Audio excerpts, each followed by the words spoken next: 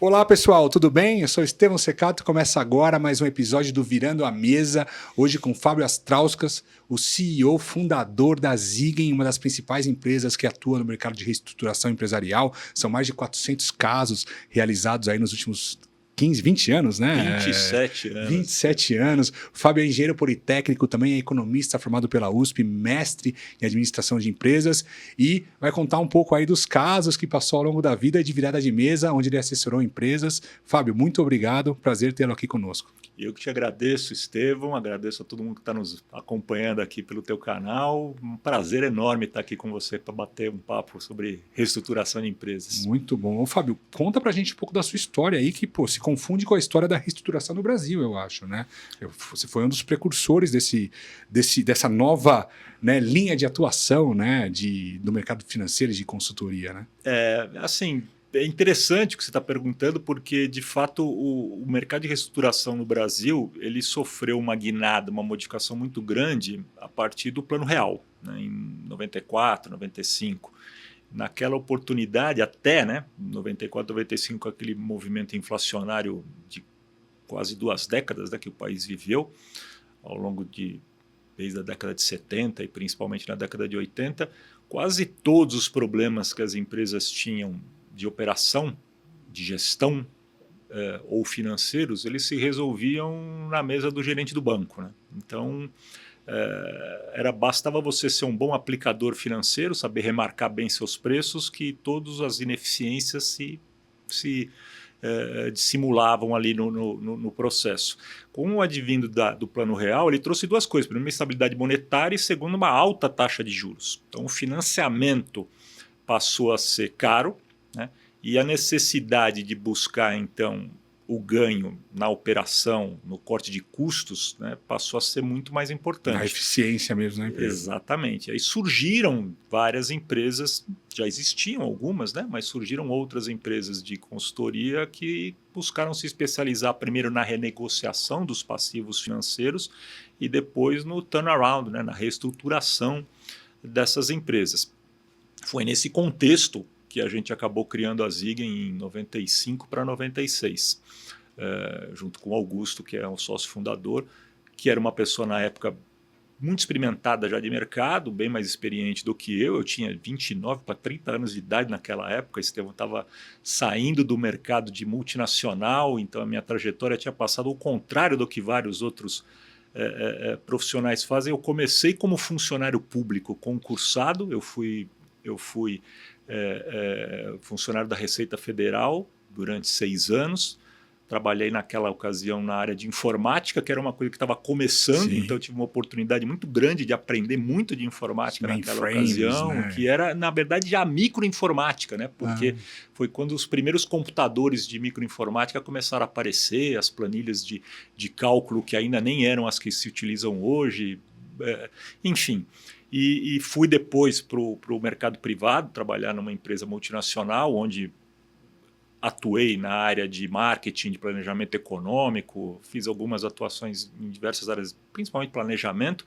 E aí, quando surgiu esse convite que eu conheci o Augusto para montar um projeto de reestruturação de empresas, achei bastante interessante, só não sabia o que estava por vir, né? Onde você estava se metendo. Onde eu estava me metendo, né? Porque até então a minha formação acadêmica era uma formação acadêmica sólida, mas na formação acadêmica a gente costuma aprender em cases de sucesso, né? E Sim. não em cases de fracasso. Exato. Então, quando você vai aprender em administração, você não está olhando ali o que faz quando dá errado, né? No máximo, eu me lembro que tinha um livro, acho que do Gitman ou algum outro desses de administração financeira, que tinha um apêndice que falava sobre o Chapter 11 nos Estados Unidos. Mas sabe né? que essa é uma grande crítica que eu tenho, que eu acho que deveria ser, pelo menos uma matéria de graduação em administração, reestruturação empresarial. Eu concordo totalmente com você, Estevão, porque a gente não vê isso durante os cursos acadêmicos,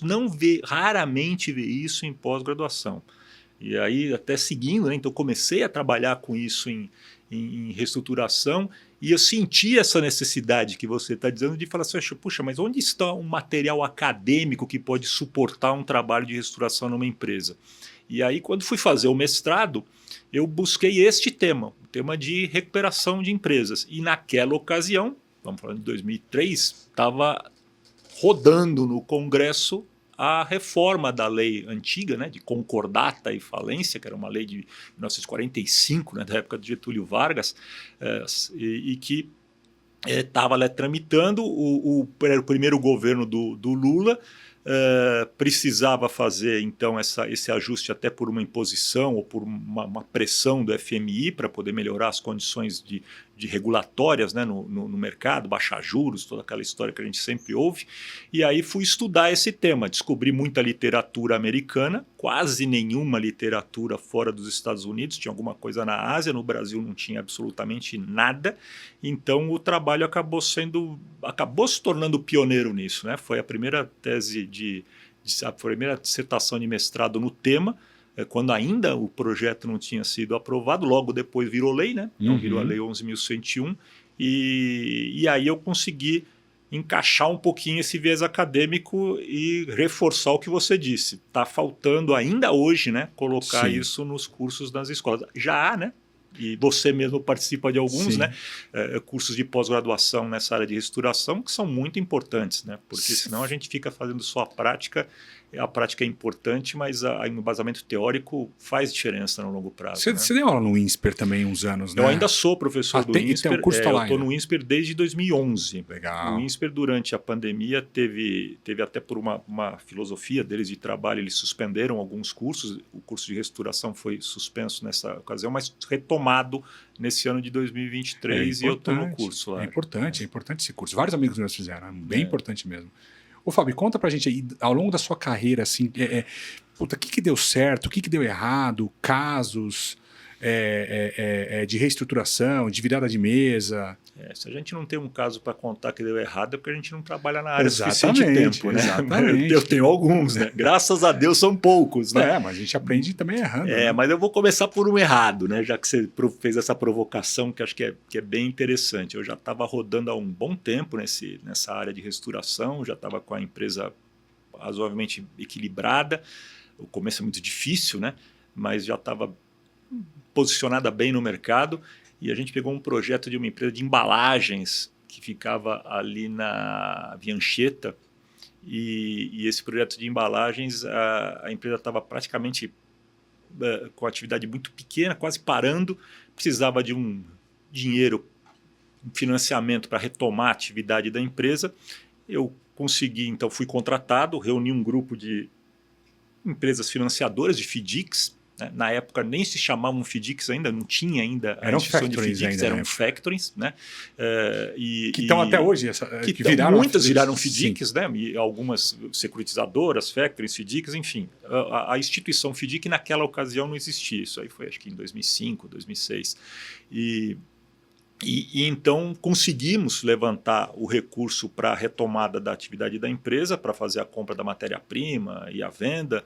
E aí analisamos a carteira de pedidos da empresa para ver se o que ia ser comprado, né, ia ser entregue, se ia faturar, porque isso era o recebível que ia gerar a possibilidade de rodar, né, o processo de reestruturação da empresa. E assim foi feito, arrecadamos o valor e compramos uma matéria-prima e começamos a produzir. E Estevão, eu já tinha nessa ocasião, estamos falando, eu já estava mais de quase 10 anos no mercado, né, mas eu cometi o erro crasso, básico, de olhar a carteira de pedidos, mas não perceber que aquela carteira de pedidos e ter dimensionado, né, a compra de matéria-prima para a carteira de pedidos para 30 dias, mas a carteira de pedidos era para 90 dias. Ou seja, o faturamento da empresa era 1/3 daquilo que eu havia dimensionado, e eu peguei o recurso, botei a matéria-prima e não tinha como gerar papel nos 30 dias. Ia gerar o mesmo papel que eu pedi em 90 dias. O prazo de recebimento era de 90 dias? Não, a carteira de pedidos era para ser entregue em até 90 dias. E eu, quando peguei a carteira de pedidos, olhei e achei que era para entrega em um mês. Ia girar em um mês e ia repagar. Foi um erro, assim, boçal, né? Erro de universitário, né? Primeiro ano de universidade. Mas ficou... Hoje eu sim, sorrio, né, e consigo contar essa história para você. Mas deve ter sido tenso. Mas foi muito tenso, porque esse projeto perdemos, né? Esse projeto eu acabei perdendo o projeto. E os fundos? Conseguiu repagar? Imagine que alguns fundos ficaram alguns anos sem querer olhar na minha cara. Eles né? nos culpam, né? Bastante, né? Mas acho que é natural esse processo, né? Eu acho que ninguém gosta de perder. E a primeira reação do ser humano quando está perdendo é apontar o dedo para alguém, né? Ele raramente ele olha para si e fala assim, puxa, eu errei, né? Eu concedi o crédito de uma maneira ruim. Eu acertei e nós erramos. E isso é normal do ser humano, né? Eu mesmo tenho uma dificuldade muito grande de reconhecer quando estou errado. Estou te contando essa história aqui nessa tranquilidade aqui, porque já se passaram muitos anos depois disso, né? Então, e eu já superei isso, as pessoas que entraram nesse projeto conosco também já, muitos são parceiros nossos em outros projetos, mas erros acontecem, né? O que eu levei de aprendizado nisso foi sempre aquela necessidade de você checar tudo que você for fazer. A informação correta é a base fundamental. Você tem que, às vezes, é o pilar de qualquer processo de estruturação, informação correta. E você não dá para confiar no que não é desconfiança. Você tem que ter o pé atrás porque é a sua reputação que está ali. Então você tem que ir na fonte do dado, né? Você tem que ir no extrato da conta corrente, você tem que verificar o pedido, você tem que ir acho que numa maior granularidade que você pode. Porque se você puxar só do sistema, grande chance de estar lançado errado, de ter informação, né, inconsistente. Né? Sem dúvida nenhuma. Eu costumo dizer assim, metodologia de pesquisa científica. Né? Você tem que buscar o dado sempre que possível na fonte primária. Né? Então, como você citou aí, que é um dos pilares nossos de trabalho diário dentro dos projetos que a gente atua, que é a conciliação bancária via extratos dos bancos. Né? Exato. Eu costumo usar aquela frase daquele seriado antigo, Arquivo X, né? A verdade está lá fora. Né? Quer dizer, a verdade está lá no extrato do banco. Exato. A menos que fosse um banco muito, né, inidôneo, isso... Ou um caixa 2. Ou um caixa 2. Assim, a movimentação da empresa, ela está lá, né, e ela não está manipulada por ninguém, porque ela está retratada no extrato as entradas e saídas. Se você conseguir classificar aquilo do ponto de vista financeiro para tomada de decisão, você tem um bom já caminho para tomada de decisão. Então a informação correta está lá. Né? O empresário, não que ele queira deturpar os números, mas o empresário até... A característica principal do empresário é ser otimista, né? Então ele acaba dando um viés sempre de otimismo aos números, né? O número de entrada de faturamento, regra geral, é maior do que ele de fato né? E o custo menor do que de fato é. O empresário tem esse olhar, né? E a gente precisa interpretar isso, né? E traduzir isso para ver se há uma sustentação, né? Com relação aos números que estão sendo apresentados. E a conciliação bancária, você citou, é um dos principais pilares para isso. Né? Ô, Fábio, ao longo da sua carreira, assim, e observando outras consultorias também, porque você está no mercado, você observa, e empresas, né? Tem algum padrão recorrente para empresas que não dão certo? Tem. E ao longo do tempo, interessante, o primeiro projeto que eu peguei de reestruturação foi um hospital. Né? E de lá para cá, dos 20 e poucos setores cadastrados no IBGE da economia, a gente atuou em praticamente todos. Então, eu já passei por quase todo tipo de empresa. O que a gente conseguiu perceber ao longo do tempo, que é um fator comum, né? A maioria dos casos, vamos dizer a todos, mas a maioria dos casos, é, primeiro, a mistura da captação do recurso com relação à estruturação do capital. Tomar recursos de curto prazo para investimentos de longo prazo, né? Ou vice-versa. E isso atrapalha muito. Né? Quando o empresário ele se apressa, né, num investimento cujo o financiamento não está saindo via uma entidade governamental, um financiamento subsidiado, e ele, por conta de querer ver o projeto dele entrar em processo mais rápido, ele toma dinheiro no curto prazo, ou queima gordura, ou antecipa recebíveis, ele está plantando um grande problema para o início da crise dele lá na frente. Quer dizer, investindo em CAPEX, investindo em maquinário, ou equipamento, ou planta, ou pesquisa e desenvolvimento, com dinheiro caro, com um negócio que vai ter um payback longo, né? E saber dor, né, de que no Brasil esse dinheiro é mais caro do que na média do restante do mundo, né? Mas não só isso, né? Você está tendo uma pergunta que foi interessante, foi uma das coisas que eu pesquisei quando eu estava fazendo o mestrado. Existe uma consultoria canadense, Zweig, o nome dessa consultoria, que detectava e que fez um estudo detectando nos Estados Unidos e no Canadá o que as empresas que entravam em crise tinham em comum. E o que se percebeu é que essas empresas tinham basicamente sinais de carência em 3 grupos grandes: na gestão, na operação ou na área financeira. E que a área financeira, regra geral, eram sinais de problemas consequentes, né, reflexos dos problemas de gestão e operação. A gestão, as pessoas, e a operação, produção e venda, regra geral.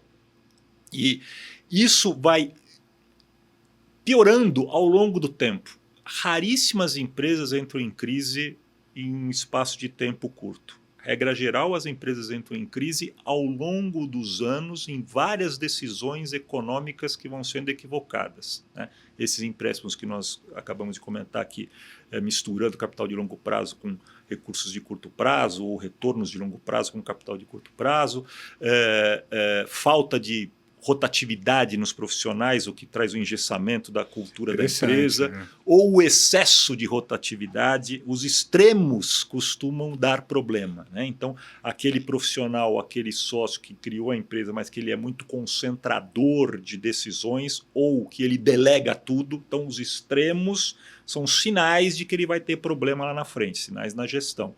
E que na operação, regra geral, se refletem naquilo. Se você vai numa empresa, pergunta sobre a contabilidade da empresa e ela está 3, 4 meses atrasada, essa empresa é uma candidata a ter em algum momento uma crise. Né? Porque ela não está retratando, né, e acompanhando os seus movimentos no tempo necessário para que ela possa corrigi-los. Então, isso vai trazer algum problema para a empresa. E esses problemas todos se refletem lá na área financeira. Então é aquele momento onde a empresa acaba pedindo empréstimos além do que deveria pedir, toma decisões apressadas para tomar esse empréstimo, não olha muito os contratos, dá garantias que deveriam ser melhor estudadas aí para um empréstimo melhor lá na frente.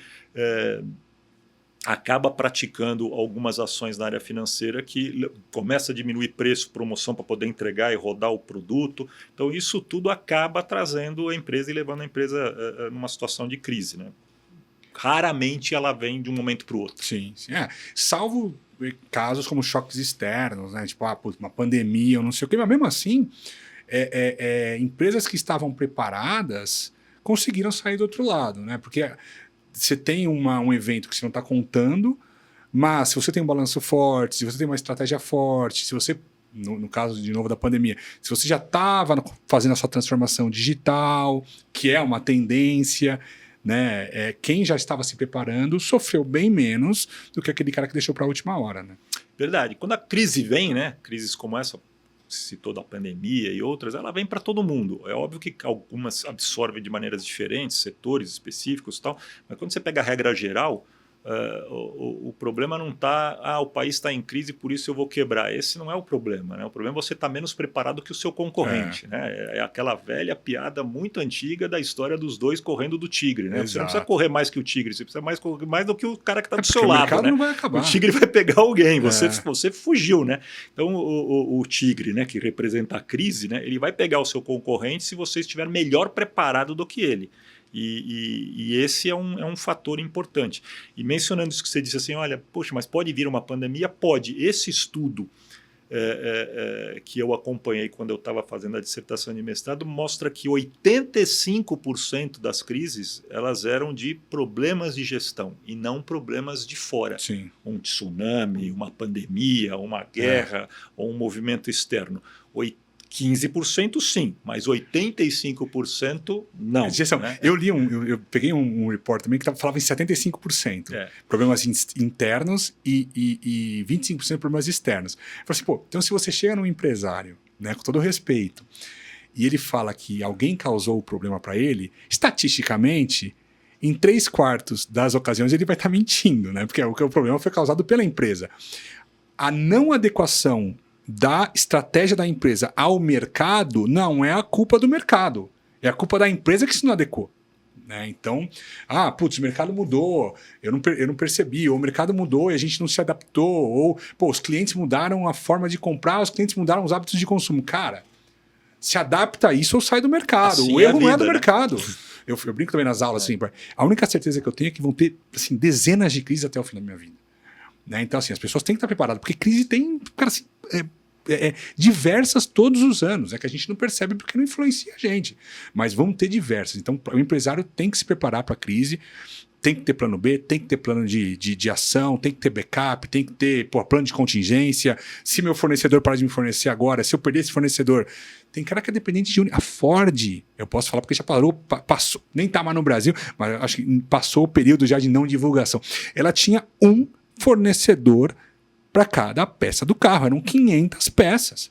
Se um fornecedor parasse, a fábrica inteira, o carro não sai sem a roda. Tá tudo feito, mas não tá a roda, o carro não sai. Um dia parado, R$1 milhão, era $300 mil por dia parado. Então ficava na mão, refém dos fornecedores, a single source. Mas isso é um erro estratégico e de risco gigantesco. Né? Mas você vê grandes multinacionais fazendo, imagina os pequenos, né? É verdade. E esse que você está citando, né, montadoras durante muitos anos, né, por conta da política de Lean Manufacturing, né, estoque zero, né, entrega... Né, 2 dias de estoque. Era normal você se apoiar em um único fornecedor, que depois acabou virando um sistemista, né? Então você isso foi se tornando mais complexo, né, nessa cadeia de produção de veículos. Mas o que a gente tem hoje, salvo engano, o último número que eu tinha era alguma coisa de uma ociosidade em torno de 30% das fábricas de automotores no mundo, né? Então, e no Brasil a gente vê isso, né? Fábricas fechando porque tem ociosidade, né? Você não, e entrando, né, novas maneiras de produzir, outras, né, matrizes aí para locomoção. Então, o modal, né? É algo que, como você disse, se o empresário não estiver constantemente olhando, né, se planejando, né, para enfrentar esses desafios, né, ele acaba transformando esse desafio numa crise. E são esses os candidatos aí a entrarem em processos de reestruturação, turnaround mais severos. Né? Exatamente. Porque tem um turnaround bom também, né? Eu acho que todo turnaround, Estevão, ele é bom. Né?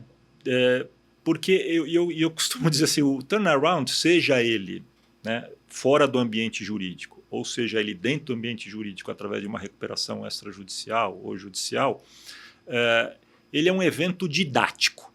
É uma oportunidade para que o empresário, né, naquele momento que ele fez a petição ou que ele fez a proposta de negociação com os bancos, se ele não tiver pedido uma recuperação judicial, e que ele está fazendo o diagnóstico, ele contratou uma consultoria para auxiliá-lo nisso, é aquela oportunidade que ele tem de olhar para dentro da empresa e falar assim, aonde foi que eu errei? Né? O que foi que eu cometi de erro? Se ele simplesmente, né, fizer aquilo que é normal, né, basicamente a gente acaba usando inclusive isso, né, quando a empresa caminha para uma recuperação judicial ou mesmo numa mesa de negociação, a culpa é dos juros, a culpa é do governo, né, a culpa é sempre do outro, né? Mas se a gente acredita que foi esse o motivo pelo qual a empresa entrou em crise, a gente perde a oportunidade de fazer a correção dos seus próprios erros. Né? Se eu ficasse aqui dizendo para você, olha, a culpa de ter errado a carteira de pedidos foi o cara lá, meu estagiário, que não me passou a informação. Né? Eu estaria negando uma ineficiência minha, que eu tive que corrigir, aprender, né, e me preparar para que ela não acontecesse mais. O mesmo ocorre, né, com as empresas. Eles devem, depois de passado o momento, né, de constatação, né, de que a empresa vai precisar de um processo de reestruturação, olhar para dentro e falar assim, onde foi que eu errei? Né? E o que eu posso fazer agora para evitar que esses erros se repitam? Né? Agora, a humildade de fazer isso e reconhecer é que é importante. Né? E às vezes é reconhecer para si próprio. Não é chegar a falar para os outros. Mas é aquela, você está sozinho e você fala, cara, peraí, eu errei mesmo. Deixa eu deixar o meu ego de lado para mim mesmo. Não preciso falar para ninguém. E reconhecer os pontos que você errou é um desafio também. Né? E isso passa por uma relação interessante que você está dizendo, e é muito verdadeiro isso, e passa por uma relação de confiança entre o empresário e a empresa que ele contrate, ou o assessor, ou a pessoa que ele contrate para auxiliá-lo no processo de reestruturação. Precisa ter essa abertura entre os dois, né? Essa cumplicidade entre os dois para que ele possa se abrir e entender, porque senão ele vai ser sempre reativo, né? E a reação, a negação da crise, que é muito estudada, né? Nos cursos de reestruturação a gente sempre passa por isso, né? Você mostra aquela curva toda do ciclo. Se o empresário ele para naquele processo de reação, né? De reagir à crise, de negar a crise, ele não consegue completar o ciclo e deixa de aproveitar o lado bom da reestruturação, que é se preparar para evitar esses novos problemas. Né? E aí, interessante, porque ao fazer isso, ele acaba se tornando quase que um doente crônico, né? Um refém da consultoria, porque ele não aprende com o erro, né? E você vê muito empresário que surfa de consultoria em consultoria, tá? Uma empresa, depois tá outra, depois entra outra, depois... Pô, mas será que ninguém ensinou esse cara? Óbvio que as consultorias ou os assessores mostraram para ele o caminho, mas o erro é persistente, né? Sim, e aí são dois motivos, né? Quando você fala nisso e eu penso sobre isso, né? Eu penso sempre em dois lados, né? O primeiro é aquele que é uma frase que a gente costuma ouvir, né? Do empresário diz assim, poxa, mas eu sei o que é crise, né? Você está vindo aqui me dizer, eu estou há 20 anos, né? Aqui estou vivendo... Já tem a solução. Então, ou seja, ele está doente crônico, né? Na verdade, ele não se tocou que ele não está resolvendo a crise, ele está convivendo, né, com a crise. Né? Ele não está transformando aquela crise, como eu gosto de dizer, num desafio para superar a crise. Ele está simplesmente se acomodando, né? Se moldando, né? O doente crônico que está ali, né? Se acomodando. Esse é um ponto primeiro. O segundo, quando você fala da troca, né, de consultorias, aí tem um outro fator importante. Regra geral, quando você enxerga, e empresários e consultores cometem muito este erro, quando você enxerga a crise apenas e tão somente do ponto de vista financeiro, você está olhando somente do ponto de vista do reflexo, daquilo que foi a consequência da crise e não as causas que, como eu disse anteriormente, estão ali na gestão e na operação. Então, aquelas consultorias que passam pouco tempo dentro do projeto ou que o empresário em pouco tempo se desilude e troca de consultoria é porque elas ficaram focadas apenas na estabilização financeira.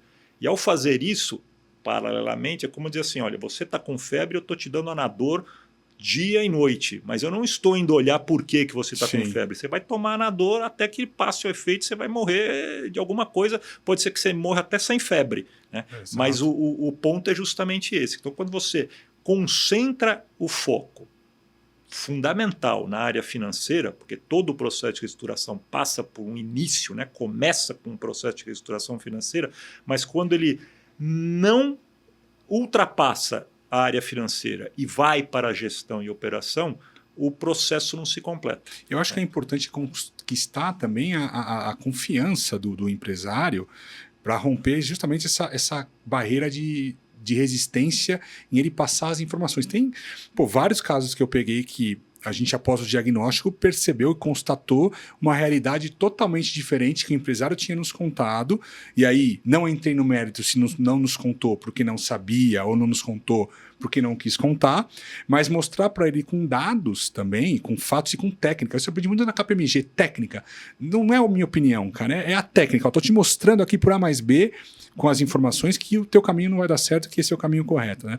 Então, quando você consegue romper isso, eu acho que aí você consegue começar a entrar um pouco mais na estratégia, na operação, senão naturalmente ele vai tentar te ver justamente como um médico socorrista ali, né? É, verdade. Ou como uma caixa registradora onde ele vai buscar mais algum recurso. Né? Acho que é comum a frase, né, que quem trabalha nessa área de reestruturação ouve do empresário, né, quando você pergunta, mas qual é o problema da sua empresa? Não, meu problema é dinheiro. Se eu conseguir um pouco mais de dinheiro, eu vou. E eu costumo concordar com o empresário. Eu digo, realmente, o seu problema é dinheiro. E quando você não tiver o dinheiro, você vai começar a se reestruturar. Enquanto lhe derem dinheiro, você não se reestrutura. Você simplesmente se alimenta mais, né, daquilo que está causando mais problema para você. Porque entrar dinheiro na empresa é algo que é o que provocou endividamento, é o que provocou ineficiência. Né? Então, mas preciso de dinheiro novo? Todo o processo de reestruturação precisa de dinheiro novo. Né? Mas a maneira como ele entra e a maneira como ele resgata a possibilidade de superar a crise é que tem que ter esse auxílio, né, e regra geral desses profissionais especializados. Né? pessoas, sejam consultorias. Agora, qual que é a melhor forma de colocar esse dinheiro novo? Tem uma regra? Regra geral, né? Regra geral, a melhor forma de você colocar o dinheiro novo é a partir de você montar fluxos de caixa. Isso também é teoria, né? E que vem principalmente lá nos Estados Unidos, que desenvolve muito isso, né? A gente chama a teoria do fluxo de caixa de 13 semanas, né? Que é um espaço de tempo de aproximadamente 3 meses, né? 91 dias, exatamente 3 meses, mas que possibilitam que a gente faça uma projeção da empresa num curto tempo. 3 meses não é um prazo muito longo para que as coisas modifiquem de tal maneira que você não consiga prever, né?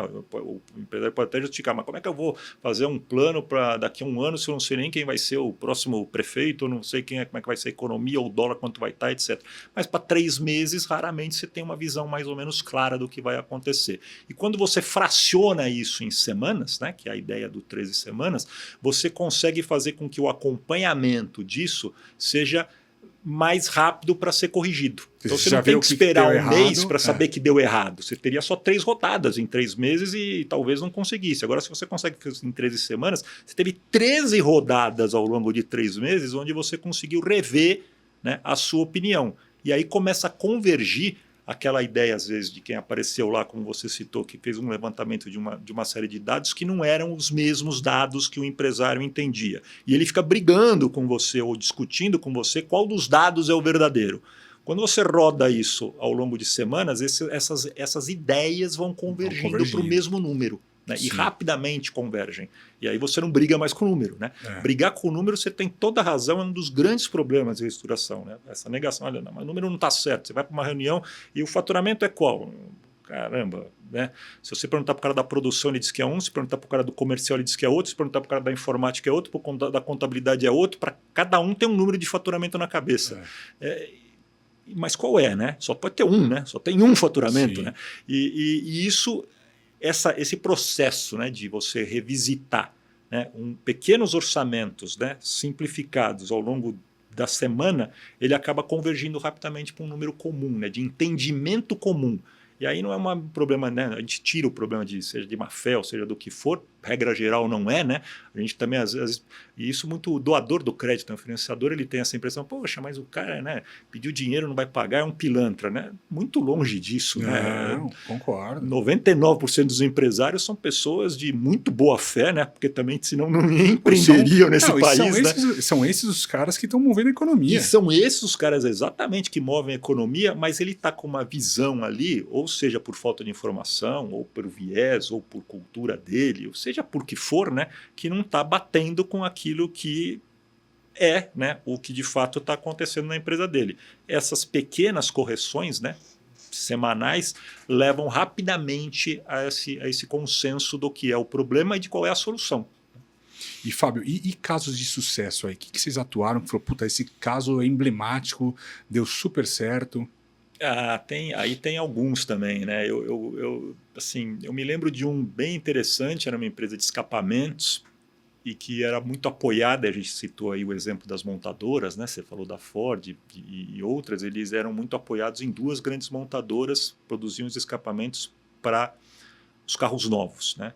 O escapamento para carro novo e para carro antigo é diferente, né? O escapamento para carro novo é focado muito no aluminizado, em alumínio, enquanto que no escapamento de reposição, o aftermarket, né, como o pessoal chama, ele de OEM, né, na montadora e de aftermarket, ele é muito do galvanizado, né? Não sabia disso. São escapamentos diferentes, durabilidade diferente, preços diferentes.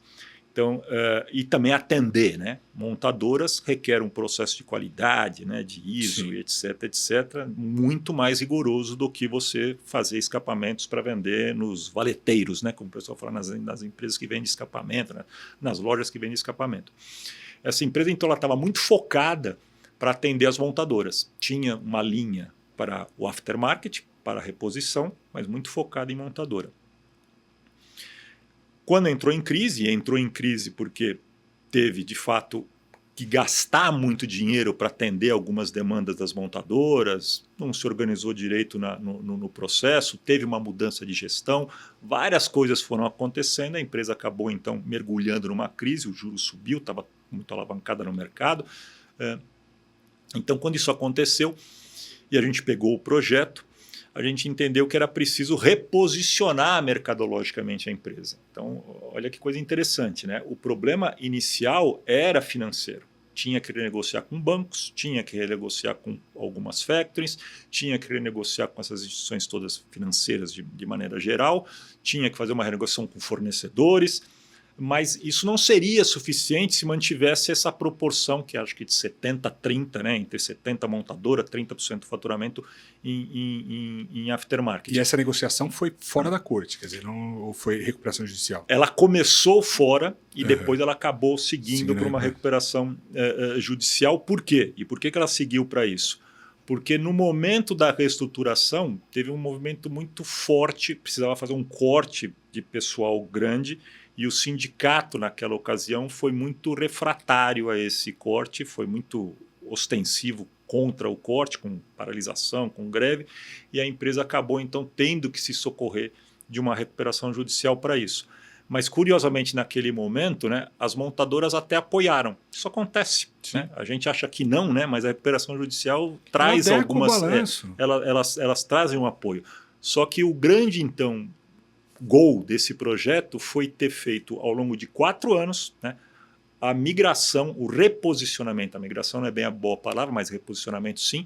O reposicionamento mercadológico da empresa para aftermarket em vez de só montadora. Então, ao final de 4 anos, 80% do faturamento vinha de aftermarket e 20% de montadoras, sendo que uma delas, eram 2 montadoras, nós deixamos de atender porque a precificação, a margem de contribuição não atendia mais as necessidades da empresa. E isso só foi possível largar porque houve a pulverização aqui no aftermarket, onde os tickets eram outros. Os tickets, as margens são maiores, né? No exatamente, margens maiores, tudo. Mas é um processo que leva, nesse caso, levou 4 anos. E isso vem nessa linha que a gente estava falando. Processos de reestruturação, eles não são, regra geral, de curto espaço de tempo. Aquele empresário que busca uma solução mágica de 2, 3 meses, raramente ele vai ter sucesso. Né? Processo de reestruturação são longos, né? É a lei da física, né? A tendência é a entropia, é a desordem. Né? Para você fazer alguma coisa, arrumar, leva muito mais tempo. E energia que você tem que pôr de fora. Né? Nossos filhos sabem bem disso, né? Quando a gente manda eles arrumarem o quarto. Né? Então, ele bagunçou em 10 minutos. Né?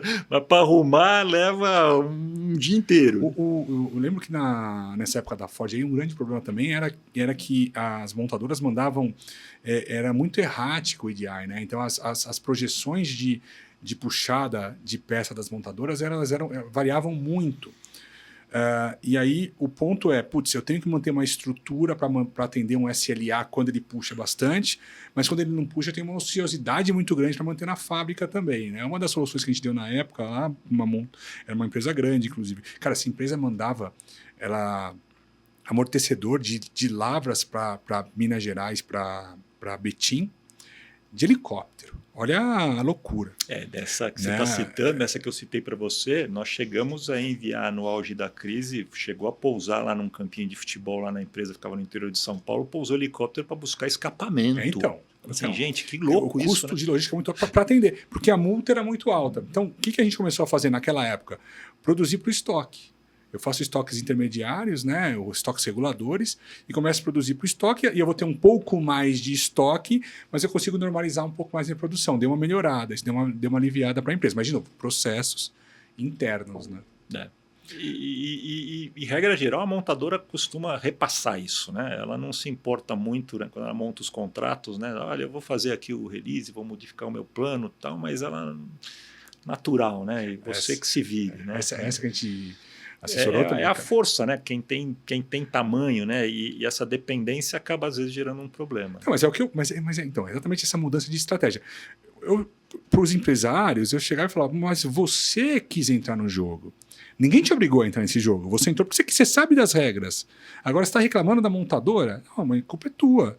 Se você acha que você não vai ter sucesso, muda a sua estratégia.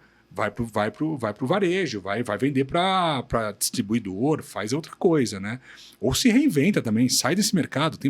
Cheguei a pegar caso de empresa que tinha investido, eles investem no tooling, né? Nos maquinários, e a montadora simplesmente em demorou 2 anos para lançar o novo veículo, o Touring todo pago, já o CAPEX absurdo, num preço caro também, porque pôs na frente, pôs com dinheiro caro, aí entrou nessa espiral negativa, né? Ô, Fábio, da mesma forma, né, de casos que deram errado, casos que deram certo, via de regra, quem dá certo? Quem vira a mesa? Vira a mesa quem ultrapassa, né, o cenário de crise apenas do ponto de vista financeiro. Quem vai, então, de fato, passa pela operação, seja como esse caso que eu citei de exemplo, um reposicionamento mercadológico, então está na operação na área comercial, seja na produção, porque conseguiu, então, melhorar a produtividade da sua empresa, as perdas. A empresa começa, quando ela tem um problema de crise, Estevão, regra geral, a empresa se acostuma com perdas, né? Se acostuma com ineficiências. Então, ela não tem o tempo certo para comprar matéria-prima, então ela perde, às vezes, tempo de máquina parada porque a matéria-prima não chega a tempo, ou, né, muito setup porque a programação de produção não tá ocorrendo como deveria ser e está sendo puxada pela área comercial pela necessidade de fazer capital, né, de fazer duplicata e, portanto, o setup não está correto, a produtividade não é correta, e o empresário se acostuma com isso. Quando ele arruma, às vezes, a parte financeira, essas ineficiências permanecem, e aí esse processo não vai se completar. Então, aquela empresa que, a partir da estabilização financeira, que é importante, é a fase inicial da reestruturação, ela ultrapassa isso e vai para a operação e para depois a gestão na cabeça, na cultura, na maneira do empresário, né, se enxergar o negócio, se cercar de executivos, preparar esses executivos. Alguns chamam profissionalizar, né? Eu entendo assim, todo empresário é profissional. É profissional, né? Mais ou menos qualificado. Mas às vezes ele estava qualificado como nós, né, reconhecemos aqui logo no começo da nossa conversa, para aquilo que dá certo, né? Mas ele estava enfrentando uma situação que ele não estava preparado para aquilo. Então, quando ele muda a cabeça dele, aprende essas técnicas, né, aí o processo ele se resolve, né? Então, os casos de sucesso, eles são casos que, invariavelmente, são casos que não pararam apenas na reestruturação financeira, né? Eles foram para a operação e foram para a gestão também. Você torna sustentável os resultados de curto prazo que você conseguiu na reestruturação financeira ali, né? Exatamente. Uma última pergunta aqui. Chapter 11 nos Estados Unidos, super bem conhecido. Inclusive tem fundos que só emprestam dinheiro para quem já quebrou. O empresário americano ou países desenvolvidos, quando ele não dá certo, ele não é tratado como um bandido, é negócio, é do game, é do business. Aqui no Brasil, ainda existe um preconceito para quem pede recuperação judicial ou isso está mudando? Qual que é a sua visão? Preconceito existe e está mudando. A lei, quando chegou em 2005, né, a Lei 11.101, ela passou por mais ou menos umas 3 fases. Uma primeira fase, onde as empresas pediam a recuperação judicial, isso foi até 2008, 2009, e o conhecimento de quem estava produzindo, pedindo a recuperação judicial, ou seja, aquele que estava advogando ou trabalhando, né, seja como consultor ou como advogado, para o lado do devedor, era bem superior à do credor. E aí o credor demorou mais para se aparelhar com relação à recuperação judicial. E aí nessa ocasião houve muito preconceito, porque invariavelmente as recuperações judiciais produziam, né, planos, produziam aprovações para pagamentos que hoje a gente não consegue mais imaginar, e alguns inclusive já proibitivos do ponto de vista de decisões, né, dos tribunais. Então você conseguia, olha, eu vou pagar com 20% do lucro. Se a empresa não der lucro, não vai pagar nunca, né? Então, esse tipo de situação ela acabou, né?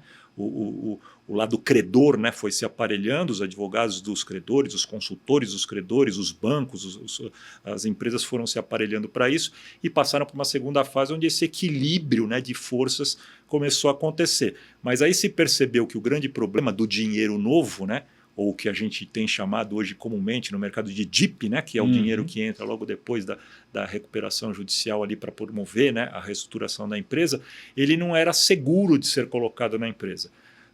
Agora, com a reforma da lei, né, que a gente teve aí há cerca de 2 anos, essas cláusulas, essas linhas, né, da recuperação se tornaram bem mais claras e estão trazendo mais segurança para o credor, para o financiador do dinheiro. Né? Quem põe dinheiro após RJ é super prioritário. Exatamente, para quem puser dinheiro, para quem colocar dinheiro logo depois do pedido de recuperação judicial, protege mais o interesse dessas empresas e traz então para dentro da mesa de negociações uma visão de que, olha, eu não estou mais tratando com alguém que vai me dar um nó ou que vai me deixar lá para trás. Eu estou tratando ali com um negócio que pode ser reestruturado. E aí apareceram diversas casas, né, como você citou, que começaram a se interessar por esse crédito estressado. Né, porque, de fato, eles estão conseguindo ver a saída. Né, não só entrar no problema, mas conseguem ver mecanismos mais equilibrados de saída. A gente ainda está experimentando, né, algumas... em 2 anos para a área jurídica é muito pouco. Né? Então a gente ainda está experimentando essas aplicações práticas, né, da reforma da lei, mas eu acho que a gente caminha para uma situação melhor do que a gente tinha anteriormente, sem dúvida nenhuma. E o amadurecimento disso vai ser assim. Quando você fala, Chapter 11, o Chapter 11 ele é uma lei que foi reformada nos Estados Unidos da última vez em 1976. Nossa. No bicentenário, né, da independência dos Estados Unidos. E imagine então que ela já está aí, né, com mais de 40 anos, né, e que tem nesse tempo um amadurecimento muito grande. Né? Ela também era muito criticada quando fizeram a reforma em 76. E de lá para cá, é diferente a lei lá, né? A maneira de enxergar a lei lá é diferente, é muito mais jurisprudencial, mas o fato é que lá também o tempo fez com que as coisas funcionassem melhor do que aqui. O fato, por exemplo, atual de você criar os juizados especiais, né, para recuperação judicial, que agora estão se espalhando pelo Brasil todo, que é uma iniciativa lá do CNJ e que está sendo já praticamente concluído aí no país, também vai fazer com que isso seja melhor regulado, porque você não tem mais assim, um cara que está lá no interior pedindo uma recuperação judicial e que o juiz não tem obrigação mesmo de conhecer aquele tema com profundidade e acaba tomando decisões, né, de maneira errada. Né? A criação de administradores judiciais, né, com cursos para administração judicial, empresas que se especializarem em fazer isso, a mediação, que é uma possibilidade que agora foi colocada dentro da reforma da lei como uma etapa antecessora, né, e que pode evitar, inclusive, né, uma recuperação. A extrajudicial, que foi melhorada um pouquinho, né, no processo. Nos Estados Unidos ela funciona muito bem. Né? Lá nos Estados Unidos a gente chama isso de prepackaged, né? Bankruptcy, que é ela pré-empacotada. Aqui no Brasil ela não é muito explorada ainda, mas já são alternativas que se colocam na mesa. O cardápio para o devedor e para o credor aumentou. Né? Ele não entra só mais ali e vê aquele menu, né, de fast food que fala assim, olha, é isso aqui que você tem, número 1, número 2 ou número 3. Né? Agora ele tem um cardápio onde tem a opção 1, 2, 3, mas tem 1A, 2B, 3C, e ele consegue adequar muito na negociação com o credor. Que é o que tem que ser. Né? Essa sofisticação gera mais oportunidade de resolução de problema. Né? Exato. Né? Se houver boa-fé, se houver intenção, eu digo assim, hoje a lei ela traz instrumentos muito mais seguros para os dois lados promoverem a reestruturação da empresa. Nem sempre foi assim. O começo foi bem cruel para quem era credor. Né? Sim. Perfeito. Bom, obrigado, Fábio, pela sua presença aqui no programa. Foi um prazer, super aula aí de reestruturação, bela história e só tenho a agradecer. Quem agradece sou eu mais uma vez, estamos pela oportunidade de estar aqui batendo papo com você. A gente nem tem oportunidade de se ver tanto, né, fora desse ambiente, então tem que aproveitar esses momentos. Vamos fazer mais. E para aquele pessoal que está assistindo no teu canal aqui, parabéns pela iniciativa e pelo sucesso. Né? Obrigado. Pessoal, obrigado. Chegamos ao final de mais um programa e nos vemos na semana que vem. Um abraço.